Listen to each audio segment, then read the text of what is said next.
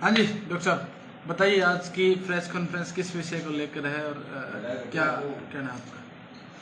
आज की press conference का मसला जो कल धरती पुत्रों पे जिस तरह से अमानवीय व्यवहार हुआ है, कुकर्ते एक तरह से कह सकते हैं। किसके आदेश पे लाठीचार्ज हुआ, किसने लाठीचार्ज किया? और मैं तो कहता हूं कि किसानों ने बहुत बड़ा संयम रखा। अगर मैं उस जगह होता तो उनको जो लाठीचार्ज करने वाले थे उनको लेना देना पड़ जाता। क्या औकात हो गई उनकी? अरे खाद लेने आए थे यार, डीएपी लेने आए थे, जिसकी फसल की जरूरत है। आप एक चीज देखो कि किसान को साल में 2 या 3 बार डीएपी यूरिया की आवश्यकता होती है, 2 या 3 बार। और उसके लिए उससे मतलब तरह तरह के कागजात मांगे जाते हैं, टोकन यहां कटता है, पैसे यहां जमा होते हैं, खाद यहां लेने जाओ। मतलब किसान को इस तरह से परेशान, मतलब ये कि पता नहीं किस तरह से षड्यंत्र कर रहे हैं कि पैसा जमा कहीं कराया, टोकन कहीं कटा, पैसा कहीं जमा कराया और उसके बाद लाठीचार्ज, तरह तरह के कागजात जो साल में 2-3 बार चाहिए। और 24 घंटे शराब की दुकानें खुली रहती है। 5-7 साल का नाबालिग बच्चा किसी भी समय जाके शराब ले सकता है, उससे कोई कागजात की जरूरत नहीं। और किसानों से साल में 2-3 बार चाहिए, उससे तरह तरह के कागजात लिए जाते हैं। मैंने अभी भादरा उपखंड अधिकारी से बात की थी और मैंने कहा था, और अब भी मैं कह रहा हूं, या तो परसों तक जो लाठीचार्ज करने वाले हैं और जिन्होंने लाठीचार्ज के आदेश दिए हैं उनके खिलाफ कार्रवाई कर देंगे, अन्यथा कांग्रेस पार्टी अनिश्चितकालीन धरना और मैं खुद आमरण अनशन करूंगा। किसानों पे इस तरह का अत्याचार किसी भी हालत में हम सहन नहीं कर सकते। अरे धरती का सीना चीर के हम सबका पेट पालने वाले वो धरती पुत्र, वो खाद लेने आते हैं, वो कोई मजे करने नहीं आते, और उनके ऊपर इस तरह का अत्याचार काबिले बर्दाश्त नहीं है किसी भी हालत में। और हम किसी भी हद तक जा सकते हैं उन किसानों को जिनके साथ अन्याय हुआ है उनको न्याय दिलाने के लिए। डॉक्टर साहब, आप 2003 से 2008 तक आप एमएलए खुद रहे हैं, कहाँ फेलियर लग रहा है? इतनी भीड़ तो निश्चित है कि भादरा केंद्र है और लोगों को बिजाई का समय है, कहाँ प्रशासन का, कहाँ वर्तमान विधायक का, कहाँ फेलियर लग रहा है कि सुबह से लेकर 11 बजे तक और कोई सुनवाई नहीं, उसके बाद जैसे जैसे भीड़ बढ़ी, भीड़ बढ़ने के बाद आक्रामक और एकदम से आके लाठीचार्ज होना, और शाम को फिर भादरा विधायक का एक स्टेटमेंट आता है कि जिन्होंने भी ये किसानों पर लाठीचार्ज किया है उन पर सख्त कार्रवाई होगी। किस नजरिए से देखते हैं डॉक्टर साहब? राजेंद्र जी, प्रबंधन की कमी है, लेक ऑफ मैनेजमेंट। प्रबंधन नहीं है बिल्कुल ही किसी भी चीज का। 6000 बैग सबसे ज्यादा हनुमानगढ़ के भादरा तहसील में आए और फिर भी किसानों को बदले में मिली तो लाठियां। मैं वही कह रहा हूं, प्रबंधन की कमी है। अगर प्रबंधन ढंग से हो, अगर एडीएम एसडीएम जो बाद में आए वो अगर पहले भी आ जाते तो ये स्थिति पैदा नहीं होती। क्या लगता है डॉक्टर साहब, किसके आदेश पे लाठीचार्ज हुआ होगा? छोटी सी बात को लेके लाठीचार्ज हो जाना। वहां महिलाएं थी, वहां युवा थे, वहां बुजुर्ग किसान भी थे, और जो वीडियो देखा है बड़ा ही मतलब बहुत ही मतलब पीड़ित करने वाला वीडियो है, जहां बगैर सोचे समझे जहां आ रहा है वहां लाठियां, 1 या 2 पुलिसकर्मी है जो लाठियां बरसा रहे हैं बर्बरता से। राजेंद्र जी, जिस तरह से मैंने वीडियो देखा, मैं उसके बाद ही जयपुर से चला था, भेड़ बकरियों को जिस तरह से हाँकते हैं उस तरह से धरती पुत्रों के साथ अन्याय हुआ। और कल करवा चौथ था, महिलाओं को, अरे कुछ तो शर्म करो यार, कुछ तो शंका होनी चाहिए, कुछ तो शर्म होनी चाहिए। सनातनी अपने आप को कहते हैं हम, तो उसमें तो करवा चौथ का तो ध्यान रखते हैं। कुछ महिलाओं के स्टेटमेंट आए थे डॉक्टर साहब, क्योंकि वो उनका बार बार कहना था कि आज हमारा व्रत है, लेकिन हम अपने जो घर वाले हैं उनके लिए यहाँ लाइन में लगे खड़े हैं क्योंकि हमें अन्न चाहिए, गेहूं सरसों चने की बिजाई का टाइम है। ऐसी परिस्थिति में भी प्रशासन जब होश में नहीं आता है और आता है तो इस तरह आता है कि उन पर लाठियां बरसाई जाती है। घर वाले उनकी प्राथमिकता में संभवतः प्रथम दृष्टया थे, लेकिन सही मायने में जो हमारी बहनें हमारी माताएं आई थी डीएपी लेने के लिए, वो हम सबका पेट पालने वाला जो उनका सोच है, उनका जो नजरिया है, वो उसलिए आई थी। हमारा पेट कैसे पल रहा है? उन किसानों की वजह से, उन भाइयों की वजह से, उन बहनों की वजह से। और वो करवा चौथ वाला जो व्रत है,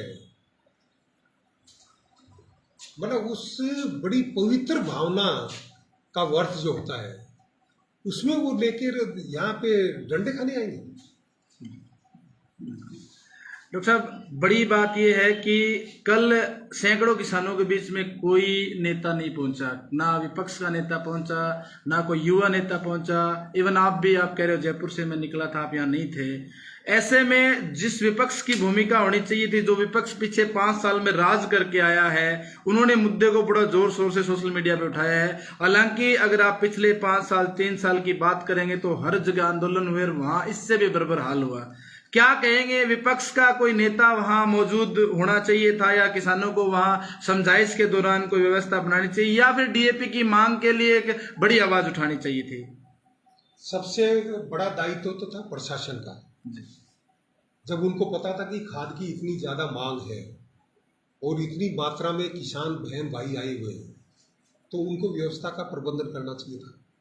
रही बात दूसरी, ये लाठीचार्ज कर दे, इस बार खाद बांट के देखना, मैं जाऊंगा। कहीं ना कहीं ये कमी। और मैं आपको कहता हूं, कोई भी प्रशासन आ जाए, जान दे देंगे, लेकिन किसी किसान भाई या बहन के ऊपर लाठी तो दूर की बात है, अंगुली तक नहीं उठाने देंगे। मैं खुद मौजूद रहूंगा, इस प्रशासन को चैलेंज करता हूं कि उस दिन लाठी चार्ज करके दिखा दे मेरे को, या तो मर जाएंगे या मार देंगे। बड़ा चैलेंज कर रहे हो। बिल्कुल चैलेंज, बड़ा चैलेंज, बिल्कुल चैलेंज, खुला चैलेंज। किसानों पे, धरती पुत्रों पे अन्याय किसी भी हालत में सहन नहीं करेंगे। आज के टाइम में कोरी राजनीति का शिकार बन रहे हैं किसान, सिर्फ और सिर्फ राजनीति। उनके बीच में बैठने वाला अब तक भादरा में कोई दिखाई नहीं दिया पिछले कुछ प्रकरणों के अंदर। अब आप कह रहे हो कि मैं बीच में आऊंगा और बीच में बैठूंगा, तो क्या किसान उम्मीद कर सकते हैं? राजेंद्र जी, कतई राजनीति की बात नहीं कर रहा मैं, बिल्कुल राजनीति की बात नहीं कर रहा।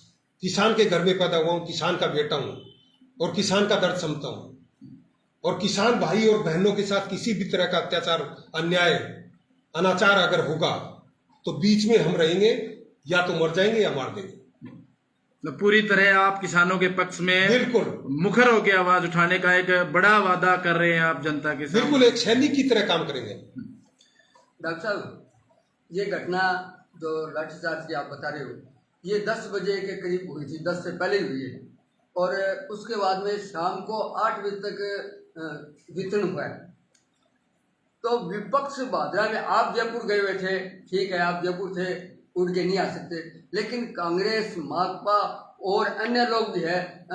और आज जो शाम को बाद में जब सोशल मीडिया से लाठीचार्ज की फोटो आती है, तब जाके मीडिया पे, तो सोशल मीडिया पे तो तुरंत आ गई थी, लाइव चल रहा था। तो फिर विपक्ष क्या तमाशा देख रहा था? जन साहब, सब राजनीतिक रोटियां सेक रहे हैं। मुझे राजनीति से मतलब नहीं है। मैं किसान परिवार में पैदा हुआ, किसान का बेटा हूं और किसानों के हित की बात करूंगा। और किसान हित के लिए, किसान की भलाई के लिए किसी भी हद तक जाना पड़े तो मैं जाऊंगा। नहीं, उनको क्या करना चाहिए था? जो विपक्ष वीडियो देख रहे थे, बिल्कुल आना चाहिए था, मौके पे आना चाहिए। बात तो ये, बिल्कुल मौके पे आना। आज स्टेटमेंट दे रहे हैं कि ये करेंगे, वो करेंगे, लेकिन जो यहाँ नहीं है उसकी तो हम नहीं कर सकते। लेकिन जो लोकल थे, भादरा में थे, भादरा तहसील में थे, वो कोई मौके पे नहीं। जन साहब, जैसे ही मैंने ये वीडियो देखा, मैं तुरंत जयपुर से रवाना हो गया। और मैंने मेरे साथियों को भी, यहाँ जो स्थानीय साथी हैं, उनको भी कह दिया था, तैयार रहो, सोमवार को हम उपखंड अधिकारी के कार्यालय के आगे धरना देंगे और वहां हमारा आंदोलन होगा। और इस बार जो खाद बंटेगी वहां हमारे सब साथी जाएंगे और हम देखते हैं कि कैसे लाठीचार्ज करते हैं। बोलेंगे व्यवस्था बनाना प्रशासन का काम है। किस तरह से व्यवस्थित तरीके से सरकारी सामान जो आता है उसका वितरण करना, वो सरकारी अमले का काम है। क्यों अव्यवस्था हुई वहां? नहीं, आपने काश्तकार आते हैं, काश्तकार बहन डॉक्टर भाई साहब, आते हैं आपने वो हमारे। वीडियो देखा होगा जो किसान दीवारों से कूद रहे थे, महिलाएं उसके ऊपर से जा रही थी, जान ही नहीं दे रहे थे। तो क्या किसानों को भी लाइन में बैठना चाहिए था? देखो, जिसको सामान की आवश्यकता होगी वो हड़बड़ी करेगा, वो उसकी व्यवस्था बनाए रखने का काम प्रशासन प्रशासन का। तो सर, आप क्या यहाँ प्रशासन मॉनिटरिंग जो थी वो प्रशासन की कमी थी? बिल्कुल 100%। क्यों नहीं व्यवस्था की उन्होंने? जब 6000 थैला डीएपी का आ गया, और मेरे ख्याल में 6000 थैला पर्याप्त है अगर सही ढंग से वितरण किया जाए तो उसकी व्यवस्था करते ना, उसका प्रबंधन करते। अरे यार, टोकन कहीं काट रहे हो, पैसा कहीं जमा कर रहे हो, खाद कहीं दे रहे हो, क्या मतलब है इस चीज का? एक ही जगह करो ना ये सारी चीजें। डॉक्टर साहब, 2003 व 8 तक ये थारो कार्यकाल 5 साल करो, और भी बाद में पिछले, अब मैं कहूँगा आज तक को कार्यकाल देखा, किसान की जी दुर्दशा है लगातार बिगड़न लाग रही है। लगातार खाद को एक संघर्ष, खाद के लिए संघर्ष होने लग रहे। चाहे पिछले 5 साल की बात कर लो, चाहे 2 साल की बात कर लो, किसान ने समृद्ध होने खातर, किसान ने आपकी आवाज उठाने खातर बहुत सा पापड़ बेलना पड़े, बहुत सा लोगों के नीचे कैस का आपकी जी हजूरी करनी पड़े, फिर भी बन लठपंथी आवे। डॉक्टर साहब, कठे कद तक जो किसान है वो मोरो बनतो रहेगो। एज ए कॉमन मैन होने के नाते थारो नजरियो के रहेंगे अंदर? दुर्भाग्य है राजेंद्र जी, धरती पुत्रों का ही, कि उनको साल में जब 2-3 बार किसी चीज की आवश्यकता होती है, और खुद के लिए नहीं, देश का पेट पालने के लिए, और उसमें उनको लाठियां खानी पड़े, इससे बड़ा दुर्भाग्य क्या होगा काश्तकारों का? उससे बड़ा दुर्भाग्य क्या होगा धरती पुत्रों का? प्रशासन में जो अधिकारी बैठे हैं वो अपने आप को खाम समझते हैं। उनको सड़क पे लाना पड़ेगा और उनको सड़क पे ला के छोड़ेंगे। मतलब कठे न कठे अधिकारी जगह है, कठे न कठे खेल फोल्ट करने लग रहे हैं। जो वितरण है में कठे न कठे खामी हुई है। किसानों का, धरती पुत्रों का कोई दोष नहीं है कल की घटना में, सिर्फ प्रबंधन की कमी है। और प्रबंधन की जो व्यवस्था देखने की बात है वो प्रशासन की है, वो काश्तकारों की नहीं है। डॉक्टर साहब, एक बड़ो सवाल यो है कि पूर्व विधायक कल चेतावनी दी है कि भाई शीघ्र कार्रवाई हो, नहीं तो मैं घेराव करांगा भादरा और फिर हनुमानगढ़ जाऊंगा। थे भी आप बात कर रहे हो कि शीघ्र कार्रवाई हो, मैं एसडीएम कर ले घेराव करांगा, लेकिन घेराव के बावजूद जो की मांग है वह मांग गौण होने लग रही है, खाद की मांग जो की है। घेराव नहीं करेंगे, कब्जा करेंगे हम। घेराव तो एक उस कुर्सी पे बैठेंगे जी, और उस कुर्सी पे बैठ के किसान हित में आदेश देंगे। क्या होता है प्रशासन? जब प्रशासन जनता के हित की बात नहीं सोचता तो कुर्सी खाली करो, जनता आ रही है। जनता आ रही है सर, जी बोलो सर, एक बात हो रहा है, कल इतनी बड़ी घटना हुई तो भारतीय जनता पार्टी की राजस्थान में सरकार है, लेकिन वहां पर कोई भारतीय जनता पार्टी का बड़ा लीडर घटना के बाद वहां पर नहीं पहुंचा कभी, जो इस घटना को लेकर, और नहीं कोई विपक्ष का लीडर वहां पर पहुंचा। तो सर, सिर्फ सोशल मीडिया पर एक खेल चल रहा था कि पक्ष से पक्ष से सिर्फ सोशल मीडिया के ऊपर। संजय, भाजपा कभी भी किसान हितैषी नहीं रही। इन्होंने 3 काले कानून लाए, भूमि अधिग्रहण वाले लाए, 2022 तक किसानों की आय दुगनी की बात कर रहे थे। आज 2025 आते आते किसानों की आय आधी हो गई। तो भारतीय जनता पार्टी कब से किसान हितैषी? मतलब ही नहीं। हम दो, हमारे दो। डॉक्टर साहब, बड़े चैलेंज के रूप में है, अब मैं जहाँ अभी गाँव में गया, मैं पंचायत में बहुत घूमे हूँ, बरानी क्षेत्र में भी घूमे हूँ।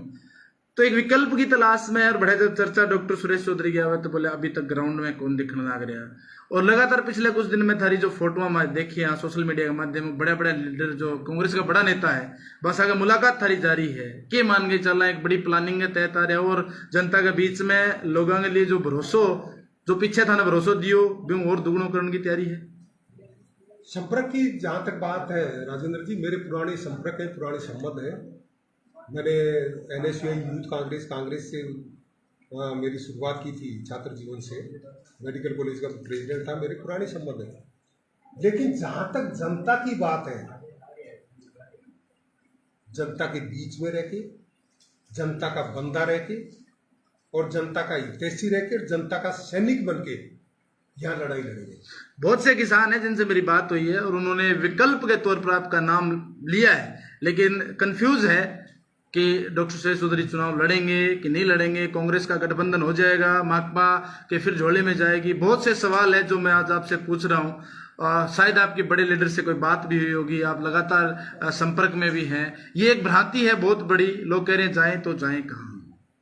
चुनाव जनता लड़ेगी, चुनाव डॉक्टर सुरेश चौधरी भी लड़ेगी। मतलब कंफर्म मान के चलें कि आप चुनाव 100% लड़ेंगे। चुनाव जनता लड़ेगी। नहीं सर, जैसे कह उम्मीदवार तो आप होंगे। राजेंद्र जी कह रहे हैं कि आप कांग्रेस के बड़े बड़े लीडरों से मिल रहे हैं इन दिनों। मेरे पुराने संबंध है, नहीं तो मैं तो आपसे मिलता हूँ, हाँ। जन साहब से मिलता हूँ, राजेंद्र जी से मिलता हूँ। सर तस्वीरें कुछ और बोल रही है लगातार। आप चाहे वो मोहन प्रकाश जी की बात हो, सचिन पायलट की बात हो, चाहे हनुमानगढ़ जिला प्रभारी की बात हो, चाहे आप बीकानेर गए हो, हर जगह गए हो, हमने नोट किया है कुछ न कुछ तो है सर। आप चाहे पत्ते खोलना नहीं चाह रहे हो आप। राजेंद्र जी, मैं छात्र जीवन से कांग्रेसी रहा हूँ, मेरी विचारधारा कांग्रेसी है, मेरे रग रग में खून के कतरे कतरे में कांग्रेस बसी हुई है। वसुंधरा जी के बड़ी नजदीकी रहे हो आप।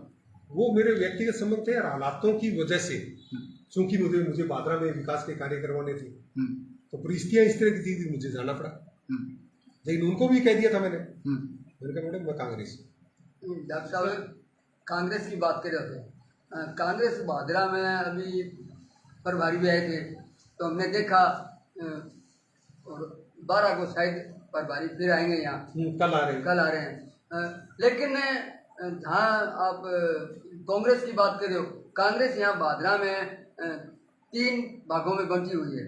वो उसकी मीटिंग में जाता, वो उसकी मीटिंग में नहीं जाता, टिकट एक को मिलती है तो वो बाकी उसकी बगावत करते हैं। तो क्या भादरा में कांग्रेसी संचित होंगे? कौन से कांग्रेसियों की बात है? जो कांग्रेस के झंडे लगा रखे हैं, बोर्ड लगा रखे हैं, उनकी बात कर रहा हूँ मैं। ब्लॉक अध्यक्ष है कांग्रेस जनता के दिल में बसी हुई है। नहीं वो बात वो उस आम जन को देखो ना जिनके कांग्रेस दिल में बसी हुई है। तो अभी तो हमारे जैसे हैं। पिछला विधानसभा चुनाव हुआ, कांग्रेस के सिंबल के लोग 3-3.5 वोट आते हैं, जबकि यहाँ 30,000 से अधिक वोट है कांग्रेस। दुर्भाग्य था वो कांग्रेस का। कांग्रेस के पदाधिकारी तो माकपा की जोड़ी में थे। अभी डॉक्टर साहब बड़ा सवाल ये है कि पीसीसी मेंबर तक जो कांग्रेस के बड़े मेंबर हैं वो भी अपनी पार्टी को नेपाल के दूसरी भाजपा में चले गए, कुछ भाजपा में चले गए, कुछ माकपा। जयदीप सिंह जी डूडी चले गए, शेरडा वाले बेरवाल जी वो चले गए। तीसरे सदस्य हैं, चौथे सदस्य 2 और है जिसमें एक मात्र कांग्रेस में है। तो ये तो महासमुंदर है, इसमें आते जाते रहते हैं। अब भी पीसीसी सदस्य हैं वो वर्तमान में भी। वर्तमान में कांग्रेस की मीटिंग में जाते, कांग्रेस की मीटिंग में जाते नहीं, माकपा की मीटिंग में अवश्य त्याग माकपा की मीटिंग में भाषण देते हैं। हाँ, जो चेयरमैन प्रतिनिधि की बात कर रहा हूँ मैं, नारे लगाते हैं। तो कांग्रेस का मैंने देखे वो जी तो नहीं बता दिया मैंने। तो आप भी कांग्रेस ऊपर मैंने जो कांग्रेस के उच्च पदस्थ जो नेता हैं उनको ये सारी चीज उनके संज्ञान में ला दी मैंने। वो फिर कार्रवाई क्यों नहीं करते? उनका पार्टी से आपके प्रदेश अध्यक्ष का उनको इशारा है कि आप उनमें लगे रहो। धीरे धीरे रे मना, धीरे सब कुछ हो, क्या मान बातें सींचे सोगड़ा, ऋतु आए फल हो, सब कुछ ठीक होगा। बहुत कुछ कह दिया इस लाइन के अंदर आपने कि आगे आने वाला समय है वो कांग्रेस को मजबूत, भादरा में कांग्रेस मजबूत होगी। बिल्कुल बिल्कुल 1 नंबर पे ला देंगे, 1 नंबर पे ला देंगे। चलिए क्या मैसेज है, क्या मैसेज है? अब कुछ दिन बाद फिर डीएपी की एक खेप आने वाली है। मैं सबसे बड़ा क्वेश्चन यही लूंगा, किसान डरे हुए हैं। मैं वहां खड़ा मिलूंगा। इस बार किसी की हिम्मत हो जाए कि मेरे धरती पुत्रों के ऊपर कोई लाठी उठाना तो दूर की बात है, अगर अंगुली भी उठा देगा हम अंगुली काट के छोड़ देंगे। बड़ा चैलेंज बिल्कुल। दे रहे हो सर। चलिए वकील हम साहब, देखते हैं किस तरह से करेंगे। वकील साहब सवाल आपसे भी है। कल आपकी बार संघ की जो यूनियन है बड़ी काबिल तारीफ है, लेकिन पहली बार दिखी है वो। पिछले 5-7 साल की मैं बात करूं तो पहली बार किसानों के हित में दिखी है। पहले क्यों नहीं आई, क्या रीजन रहा? आज वो खड़े हैं, अगर पहले ऐसी पैरवी होती तो शायद ये लाठीचार्ज वाली नौबत नहीं आती। आपका एक बहुत बड़ा मजबूत पक्ष होता है। नहीं, वकील साहब भी किसान घरों से बिलोंग करते जी। हैं और उनका ये काबिल तारीफ है कि वो किसानों के पक्ष में हैं। आगे भविष्य में आएंगे। चलिए ठीक बात। जी आशीमान जी। सर, डॉक्टर साहब ने जो बातें कही है कहीं न कहीं वो जनता के कहते हैं दिलो दिमाग तक जा रही है, बिल्कुल जा रही है। पिछला जो प्रकरण हुआ था, जैसे एसडीएम के साथ इनकी नोकझोंक हुई थी, उसके बाद आज फिर इन्होंने बाकी से बोला आप इनके पुराने सहयोगी कार्यकर्ता हैं। अब जो वर्तमान में जो प्रकरण हुआ है उसको लेकर और आपका जो एज ए डॉक्टर साहब के कार्यकर्ता और पार्टी कार्यकर्ता होने के नाते क्या जिम्मेदारी लेते हैं सर आप? हमारी जिम्मेदारी तो धरती पुत्रों के साथ में कल जो घटना घटी है जी उसमें प्रशासन फेलियर हुआ है। जी। और प्रशासन फेलियर क्यों है कि यहाँ का जनप्रतिनिधि का या तो वो दबाव दूर से ज्यादा है उनके ऊपर। पहली बात तो संदेह की दृष्टि यहाँ पर जाती है, प्रशासन को हम तो अन्य तरीके से दबाया जा रहा है। जैसे नगर पालिका से लेकर घटनाक्रम पिछले 2 साल के देख रहे हो आप लगा, एसडीएम की 15 मिनट पहले छुट्टी जानी और फिर इस तरह की जो आज तक उसकी मेडिकल रिपोर्ट नहीं आनी, इन प्रशासन के ऊपर अलग तरीके का अनावश्यक दबाव बनाया हुआ है। तो उसकी परिणति ये है, आज हमारे अक्टूबर के महीने में जो बिजाई का समय होता है, हमारा जो भादरा का क्षेत्र है भूभाग है, ज्यादातर बिरानी है, सिद्धमुख बैठ जगह है, एक मिनट मान के चलो हकीकत को।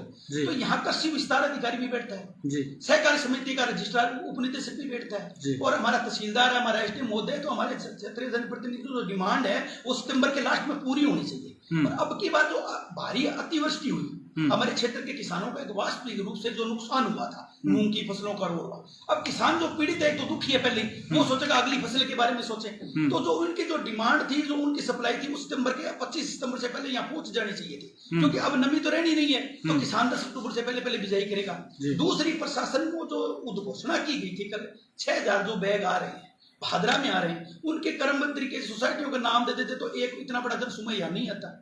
और 6000 के आकलन करके वहां 1500 के करीब किसान थे, ज्यादा भी नहीं थे, 1500 के करीब किसान थे। 1900 बैग तो थे भादरा के अंदर। भादरा के अंदर 1900 बैग तो थे, किसान तो वहां 1500 ही थे मात्र। वो तो 6000 के आकलन में आए थे, 1500 से कम होंगे शायद। हाँ, प्रशासन ने क्या किया, कुछ अंदर खाने अलग तरीके से वितरण किया गया है।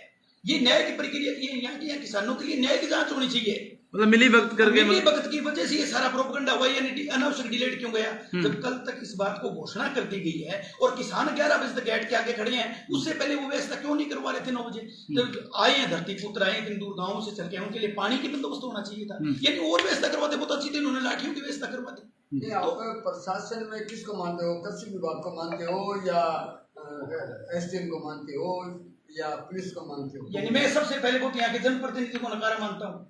उन्होंने एक आवश्यक जो मीटिंग पूर्ववर्ती जो आकलन करके उनके करवानी चाहिए, सभी लोगों की विभागीय जवाबदारी होती है, उनका एक मेमोरेंडम होता है, तो प्रशासन एडीएम उनसे पहले मांगना चाहिए था। चलो एडीएम दूसरा पहले वाला कहते थे वो पूर्वाग्रह से ग्रसित था, तो हमारे पिछले किसानों के साथ में क्या व्यवहार हुआ था आप सब लोगों के सामने हुआ था। तो किसानों को तो यहाँ भादरा के अंदर 2 इंदर जी का समझ लिया गया कि वो आती है तो पार्टियों में विभाजन कर देंगे।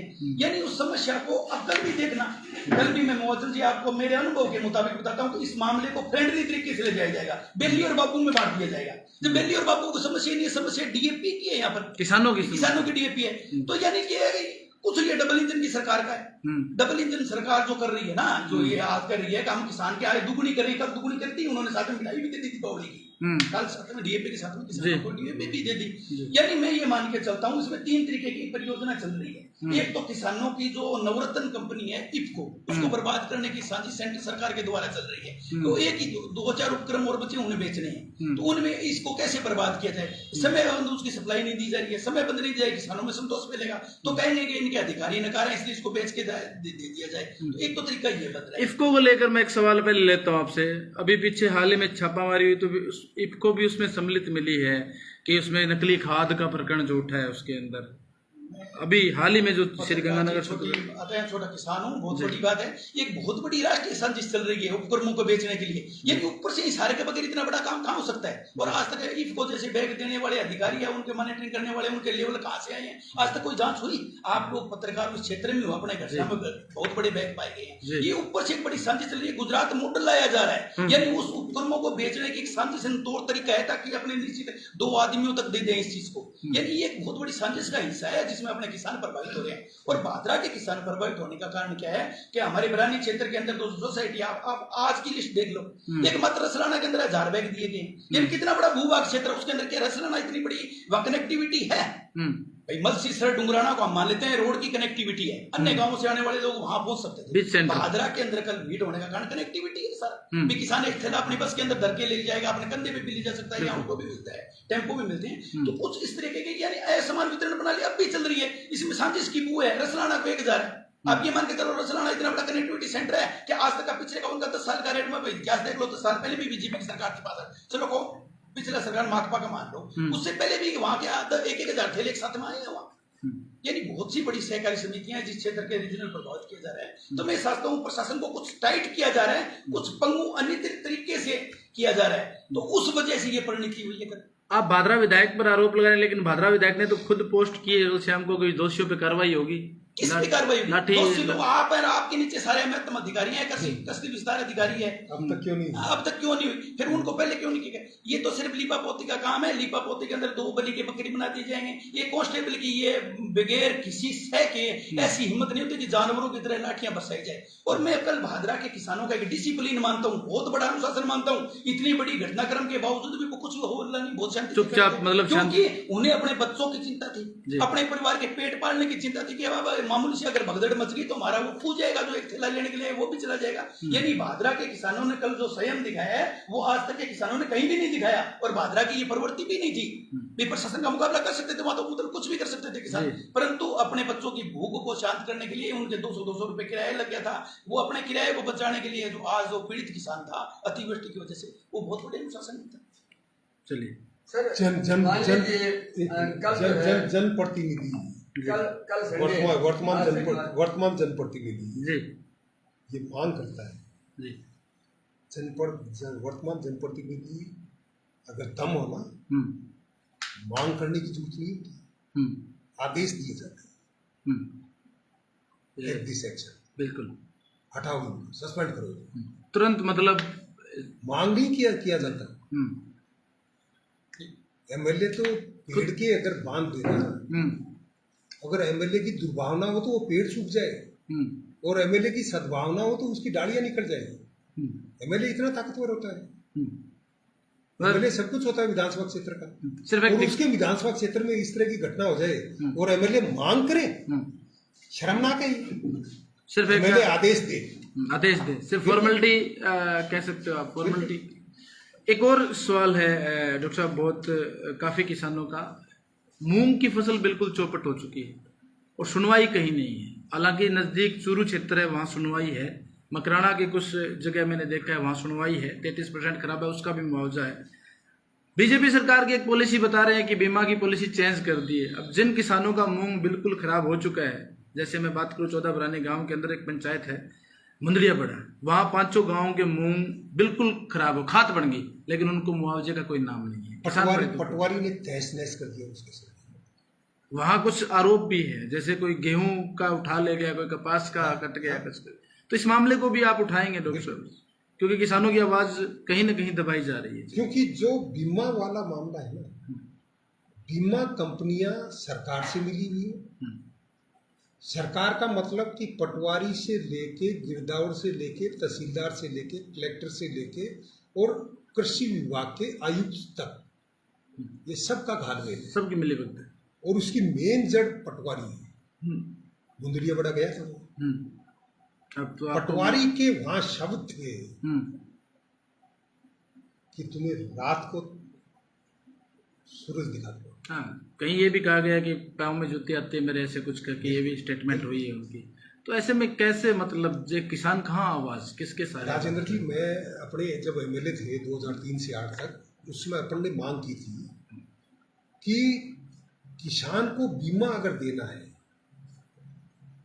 अब मेरे 2 बीघा जमीन है, मैंने 2 बीघा का प्रीमियम तो दे दिया। अब वो क्रॉप कटिंग के हिसाब से जो रेवेन्यू बोर्ड से जो आता है, उनके पास नंबर आता है, उसके बाद में रैंडम नंबर आता है, उसके बाद में 50 फीट इधर चलते हैं, 20 फीट इधर चलते हैं, उसके बाद में 5 बाई 5 फीट मीटर का वो क्रॉप कटिंग का दायरा वो तय करते हैं, प्लाट बनाते हैं उससे करके। मेरा ये मानना है, अब भी मानना है, पहले भी मानना था और आगे भी मेरा ये मानना होगा, मेरा ये दृढ़ मान्यता है कि जब तक हर खेत को इकाई नहीं मानेंगे जी, तब तक किसान के साथ न्याय नहीं होगा। मेरे पास 2 बीघा जमीन है, आपके पास 1 बीघा जमीन है, संजय के पास 2 बीघा जमीन है, 4 बीघा जमीन है। आज प्रकृति ने भी अपने आप में बदलाव कर लिया। पहले बरसात होती थी लंबे चौड़ी एरिया में, बिल्कुल। पहले ओलावृष्टि होती थी लंबी चौड़ी एरिया में। जी। आज अगर संजू के 2 बीघा में ओले गिर गए, आज राजेंद्र जी के 1 बीघा में ओले गिर गए, राजेंद्र जी की तो पूरी फसल बर्बाद हो गई। बिल्कुल। और आसपास का जो रकबा है उसमें ओले नहीं गिरे, ओलावृष्टि नहीं हुई, उसकी फसल ठीक है। राजेंद्र जी और संजय और सुरेश तो बर्बाद हो गए। जी बिल्कुल। जब तक खेत को इकाई नहीं मानेगी सरकार, तब तक किसानों के साथ न्याय नहीं हो सकता। सैटेलाइट का भी नुकसान है। बिल्कुल है। किसान कह रहे थे ऊपर से फोटो लेते हैं, कुछ नहीं हरी पता चलेगा, हरी कुछ नहीं पेड़ पता की फोटो आ गई तो वो उसको भी मान कुछ लेते नहीं पता चलेगा। खेत को इकाई मानेंगे और खेत पे जो राज्य सरकार के कर्मचारी हैं वो जाके उस खेत को देखेंगे कि इस खेत का प्रीमियम आया है संजय का, और इस खेत में ओलावृष्टि हुई है, अतिवृष्टि हुई है या अनावृष्टि हुई है, तो उसमें कितना नुकसान है, उसका प्रीमियम तो कटा है। उस संजय को उस चीज का तो भरपाई होनी चाहिए ना। डॉक्टर साहब, आखिरी सवाल मेरा ये रहेगा कि मैं फिर वही बात कहूँगा, 14 गांव बरानी में मेरा लगभग वहाँ कवरेज रहती है, लोगों के मेरा मिलना रहता है। एक बड़ी उम्मीद है कि एक विधायक आया था जो झांसा दे के चला गया, दूसरा आवाज नहीं उठाता है। एक समय था जब आपने उसकी डीपीआर करवा दी, आज भी वो वहीं बैठे हैं कि हमारी नहर की कोई आवाज उठाएगा कि नहीं उठाएगा। क्या हम नहर की उम्मीद कर सकते हैं, फिर ये झूठे शिलान्यास, झूठे वादे, क्योंकि वर्तमान उनकी कोई नहर की आवाज कहीं उठ नहीं रही है। पूर्व में जो नहर का शिलान्यास माननीय अशोक गहलोत जी से शिलान्यास झूठा करवा के गए हैं, वो सिलपट भी नहीं है। ऐसे में आपकी डीपीआर की जो प्रणाली जो आपने करवाई थी, उससे आगे डॉक्यूमेंट बढ़ेंगे या नहीं बढ़ेंगे? 24 गांव है ये, 13 गांव भादरा के हैं, जिसमें एक गैराबाद है कीकावाली, 9 गांव नौर के हैं, 2 गांव तारानगर के हैं। और इनके लिए 2003 से 8 के बीच में हमने डीपीआर आदेश करवाए थे, विधानसभा में पर्सन उठा के उसकी डीपीआर बनी थी। उसमें बाकायदा ये था कि रामपुरा रांगेड़ी को सिंचित करना है तो इसका इतना हेक्टेयर रकबा है, इस इतना हेक्टेयर रकबा को सिंचित करने के लिए इतना क्यूसेक पानी की आवश्यकता होगी, और इतना क्यूसेक पानी के लिए इस नहर को नया बनाना पड़ेगा या इस नहर की रीमॉडलिंग करनी पड़ेगी, रीस्ट्रेंथनिंग करनी पड़ेगी, और उसमें इतना खर्चा लगेगा। ये डीपीआर 2008 में तैयार हो गई थी। 2018 से 23 के बीच में तो इन काश्तकारों के साथ बहुत बड़ा धोखा हुआ है, बहुत बड़ा धोखा हुआ है। बार बार मांग कर रहे हैं। शिलान्यास कर दिया। शिलान्यास का क्या मतलब कि काम चालू हो गया? जी बिल्कुल। आज 3 साल हो गए, काम चालू हुआ, 1 ईंट भी लगी। वर्तमान विधायक कह रहे हैं कागज कहीं है ही नहीं, शिलान्यास का कहीं कागज है ही नहीं। कुछ है ही नहीं। अब वो कागज डीपीआर जो 2008 की बनी हुई है, डिटेल प्रोजेक्ट रिपोर्ट, विस्तृत जो रिपोर्ट है वो 2008 की बनी हुई है। उसमें 200 क्यूसेक पानी चाहिए था, तो सारा का सारा व्यवस्था उधर इंदिरा गांधी नहर से होनी थी। सक्षम जनप्रतिनिधि का अभाव, सक्षम नेतृत्व का अभाव 2018 के बाद, 2008 के बाद लगातार रहा। आगे मांग उठी, चाहे वो 2008 में रहा हो, तो जो 2013 में रहा हो, चाहे 2018 में रहा हो, और चाहे अब रहा हो। वर्तमान क्यों नहीं सिंचित हो सकता? पानी क्यों नहीं आ सकता? पानी पाकिस्तान जा रहा है जी, पाकिस्तान में बाढ़ आ रही है, बिल्कुल। उस पानी को इधर डाइवर्ट नहीं कर सकते, किया जा सकता है। बिल्कुल। इच्छा शक्ति होनी चाहिए। क्या माने सर, फिर दोबारा आवाज बुलंद होगी, डीपीआर के आगे की कार्रवाई बिल्कुल चलेगी? होगी। इन गाँव को सिंचित कराएंगे, एक बड़ा स्टेटमेंट दे रहे हैं सर। बिल्कुल सिंचित कराएंगे इन गाँव। अब प्राथमिकता से लेंगे इसको। बिल्कुल प्राथमिक नहीं, सर्वोच्च प्राथमिक जहाँ से डीपीआर हुई थी उसके आगे का इसको काम चालू करवाएंगे। वो जो कागज की बात हो रही है, वो कागज कभी सामने आएंगे डीपीआर के? मेरे पास है।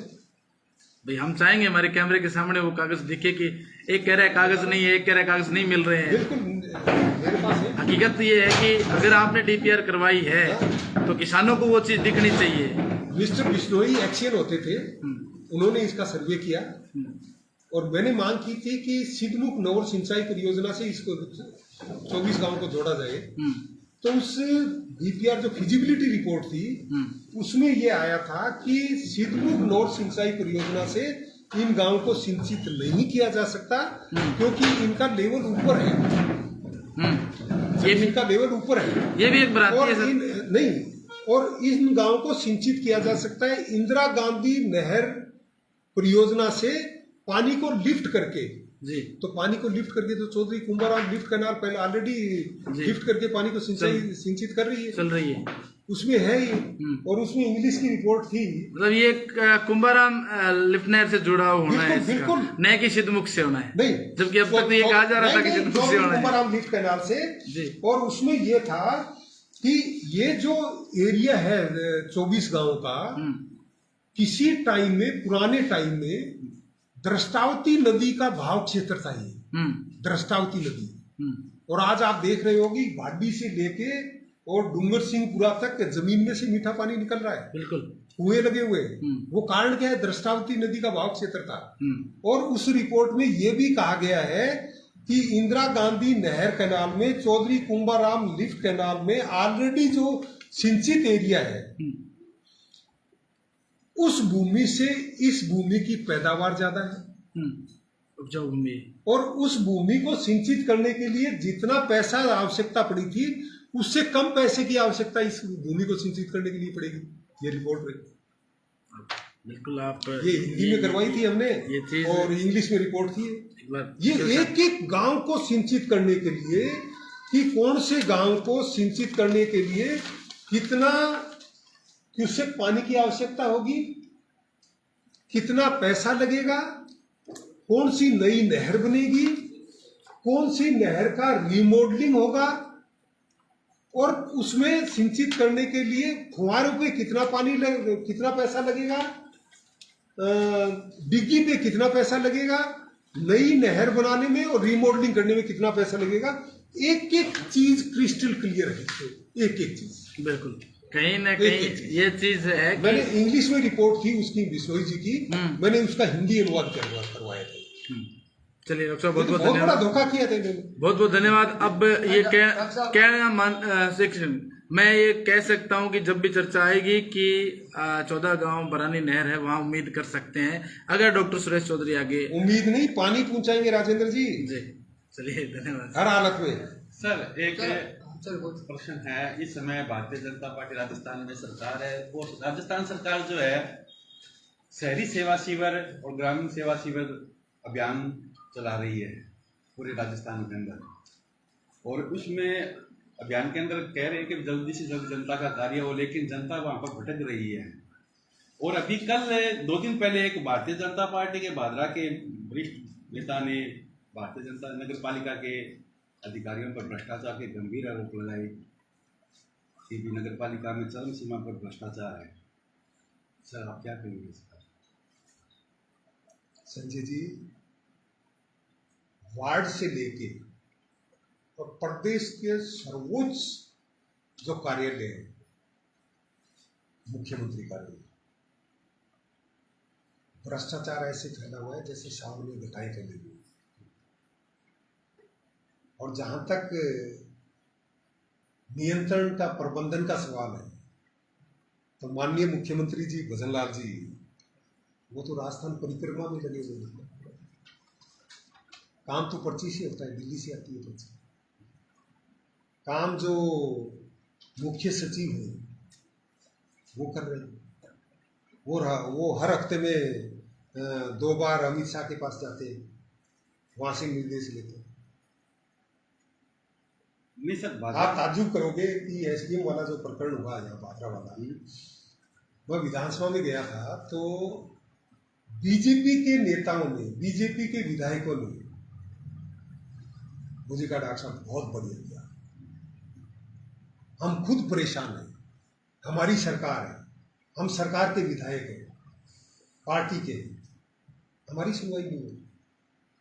ये सर जैसे गवर्नमेंट इतने बड़े खर्चे कर रही है, होर्डिंग्स लगा रही है कि अभी जनता के जल्दी से काम हो, नामांतरण है, पट्टे बनानी है, जो भी बिजली का जो कनेक्शन है वो है, बहुत सी समस्या है जनता ये, लेकिन जनता वहाँ पर भटक रही है, काम लगभग ऐसा दिख रहा है कि हो नहीं रहा है, वहाँ पर अधिकारी समय पर नहीं पहुंच रहे हैं, कई बार तो अधिकारी बैठे नहीं है, दिख नहीं रहा संजय, काम हो ही नहीं रहा है, बिना पैसे के कहीं काम नहीं हो रहा है। आप पैसे दे तो काम हो जाए। सर बारह के शहर केंद्र ऐसे हालात हो गए, भारतीय जनता पार्टी के जो पार्षद है वही गंभीर आरोप लगा रहे हैं, भारतीय जनता पार्टी जो ये नगर पालिका के ऊपर जो उनके ही सरकार है राजस्थान के अंदर। संजय आप ताजुब करोगे, एसडीएम वाला प्रकरण हुआ, मैंने एसडीएम को धमकाया था, मेरे पास सबसे ज्यादा फोन राजेंद्र जी बीजेपी वालों के आए थे कि डॉक्टर साहब मुझे आए। अरे मैंने कहा यार आपका तो राज है, आपके अधिकारी है। डॉक्टर साहब काहे के अधिकारी है, मतलब विधायक जी ने हमारे काम के लिए कह दिया, उसके बावजूद जो विपक्ष वाला है उसके काम हो गए पैसे ले। विपक्ष के तो हैं, विपक्ष के तो काम हो रहे हैं। ये आप बताइए। चलिए डॉक्टर साहब, नहीं गांधी गांधी मेरा अंतिम क्या मैसेज है डॉक्टर साहब? गांधी जी के मेरा काम। अंतिम प्रश्न है, आपने जो प्रेस कॉन्फ्रेंस रखी है और उसमें मुख्य मुद्दा जो था वो कल जो दीप की जो मिल रही थी उसमें जो लाठीचार्ज हुआ, और आपने भी मांग रखी है, पूर्व विधायक बलवान जी ने रखी है, आप भी पूर्व विधायक हो, आपने भी रखी है कि अगर कार्रवाई नहीं होगी तो हम सोमवार को धरना देंगे। तो आज शनिवार है, कल इतवार है, अगर 2 दिन में उन पे कार्रवाई हो जाती है तो फिर आपका अगला कदम क्या होगा? नहीं कार्रवाई हो जाती है तो फिर अगला कदम तो अगला कोई अन्याय करेगा तब होगा। चलो बहुत बहुत वो धन्यवाद। कदम कितने बड़े लेवल पे होगा? हाँ, यानी किस सत्र के ऊपर कार्रवाई की गई है, यानी एक लीपा पोती की कार्रवाई की गई है, क्या उस मूल उद्देश्य से हमारे किसानों को भटकाया जा रहा है, उस लीपा पोती का परिणाम होगा? तो हम जो बात सस्पेंड कर दे या क्या कर दे, इसकी वो तो क्या है, वो तो सरकार अपने तो बात कर रहे हैं, आप भी बात करें, हम भी बात करें, अपने तो हमारी किसानों की हटा देते हैं। हमारी किसानों की ओरिजिनल मांग तो यही है कि उसकी तय तक जाया जाए। विकसित ऐसी हरकत हुई है तो उसमें क्या वजह है? दोषी कौन? यानी ये पर्ची सिस्टम था सारा, जो ऊपर बदलाव जी वाला सिस्टम चल रहा था, पर्ची से जो सरकार बन गई, इसी तरह से कल पर्ची वाला सिस्टम भादरा के अंदर चल रहा था। असमान तरीके से टोकन दिए गए थे, वास्तविक लोगों को दिए भी नहीं जा रहे थे, उस वजह का इस मामले को दबाने का एक षड्यंत्र भी हो सकता है। चलो पर्ची वाली बात कर लें तो बात बढ़ गई। कल टोकन कहीं और से आ रहे अशोक गहलोत जी का एक स्टेटमेंट आया कुछ दिन पहले, मुख्यमंत्री अशोक गहलोत का, अगर मुख्यमंत्री वसुंधरा होती तो बढ़िया रहता, तो क्या भजनलाल जी और वसुंधरा वाले मामले में क्या पर्ची सिस्टम से तो भजनलाल जी आगे, और अगर वसुंधरा जी को मुख्यमंत्री बना दिया जाता है, अगर कोई परिवर्तन होता है तो उसमें कुछ चेंजिंग आएगी? आप विधायक रहे तब वसुंधरा जी भी मुख्यमंत्री रही, उनके कार्यकाल के बारे में आपकी थोड़ी सी बताओ। मैं तो कहता हूँ मेरे को एक बार मुख्यमंत्री बना के देखो 24 घंटे के लिए। नहीं वो भी चलो मैं बताता हूँ जनता बनाती है, आप बता रहे नहीं मैं बताता हूँ व्यवस्था कैसी होती है। नहीं आप तो नहीं बिना एमएलए बने मुख्यमंत्री नहीं बन सकता, 6 महीने के लिए बन सकता। मैं तो कहता हूँ मेरे को 1 महीने के लिए बना के देखो ना, मैं बताता हूँ व्यवस्था कैसी होती है, मैं बताता हूँ व्यवस्था प्रबंधन कैसे होता है और किसानों के साथ न्याय कैसे होता है। सर नायक फिल्म जैसे कि कामरेड साहब का मैंने बना के दिखाऊं, मैं बना दूं, वो तो जनता बढ़ाएगी, किसानों के साथ वो तो जनता तय करेगी विधायक कौन बनेगा, अब विधायक बनेगा तो मुख्यमंत्री बनेगा। नहीं 6 महीने के लिए बिना विधायक भी मुख्यमंत्री बन सकता है क्या? टाइम होता है। बहुत बहुत बढ़िया। मैं कहता हूँ मेरे को 24 घंटे के लिए दे दो, मैं बताता हूँ क्या व्यवस्था होती है। चलिए डॉक्टर साहब, चलो बहुत बहुत धन्यवाद सर, बहुत बहुत धन्यवाद। बहुत धन्यवाद।